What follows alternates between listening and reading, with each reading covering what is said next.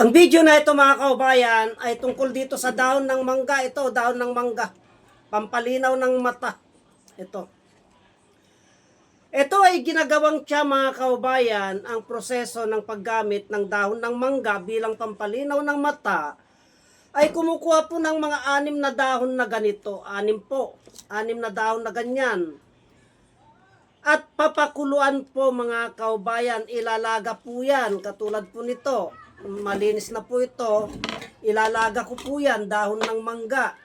Yan. Hatiin ko po na ganyan yan. At ipapakita ko po sa inyo yung aktual na paggamit ng dahon ng mangga. Yan po mga kaubayan. 6 na piraso, pakukulang ko lamang po sandali ito.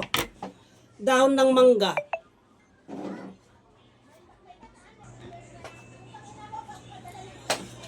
Yan po mga kaubayan. Hanggat pinapakulo ko po ay nagpapaliwanag po ako. Yung 6 na dahon ng mangga ay pakuluan po yan ng mga 3 basong ganito. 3 tasang ganito. Yung ganito po kalalaki mga kaubayan ha. Ganito. Ipakulo po yan ng mga 15 minutes o 20 minutes para yung bisa niya po ay pupunta na po doon sa tubig. Yung katas, yung spirit ng dahon ng mangga na hahalo sa tubig na iinumin po natin na mainit-init, nasisingawan po tayo na ganyan, ay itong ating mga malalabong mata, kung marumi yung ating mata, ay may kakayahan po siya na linisan yan, yung dahon ng mangga na yan. Pag malabo po yung ating mga mata, nagluluha ang ating mga mata, mga kaubayan, mas maganda po kung napapasingawan pa po na ganyan. Tignan nyo po yung aktual na gagawin ko. Pag may ugat, nabinat, namamaga, namumula, at nagluluhang mga mata, mga kaubayan, ay kaya po nito, itong dahon ng mangga, ugalin lamang po natin na uminom.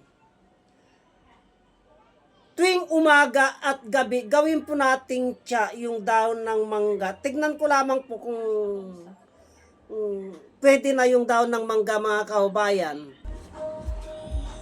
Bali ito, luto na ito mga kaubayan. Luto na po ito. Itong pinakulo kong dahon ng mangga, ito na po siya. Yan, yan na pang kulay ng dahon ng mangga. Dahon ng mangga, pampalinaw ng mata. Yan po, wag po nating baliwalain po yan mga kaubayan. Ayan. Itong singaw niya na ito, nakikita niyo.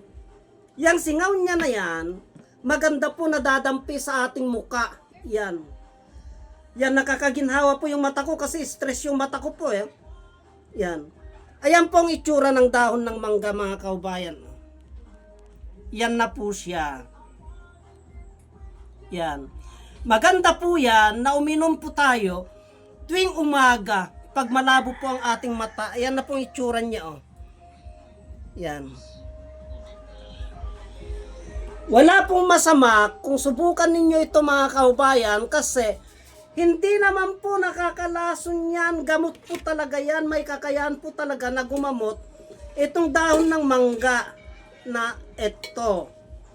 Marami na sa ating mga kaubayan ang pinagsubukan namin nito. Ayan no. Dahon ng mangga. At kung nyo pong nakikita itong singaw niya na yan, maganda po yan.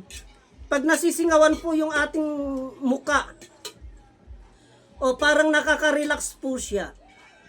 O subukan nyo po.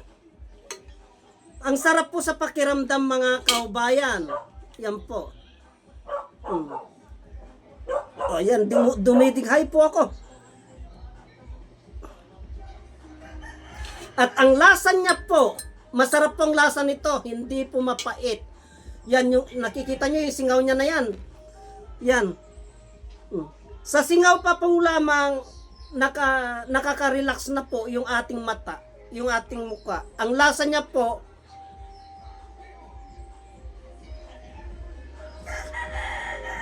mainit. Para lamang pong pinaglagaan ng mais ang lasa niya, mga kaubayan. Kaya yan po, wag po nating baliwalain. Itong dahon ng mangga, maganda po yan, pampalinaw ng mata. Ugaliin po natin gawing tiya. Itong dahon ng mangga, tuwing umaga at gabi, pakishare naman po ang video na ito mga kaubayan para malaman din po ng ating mga kaubayan ang kahalagaan ng dahon ng mangga. Marami pong salamat.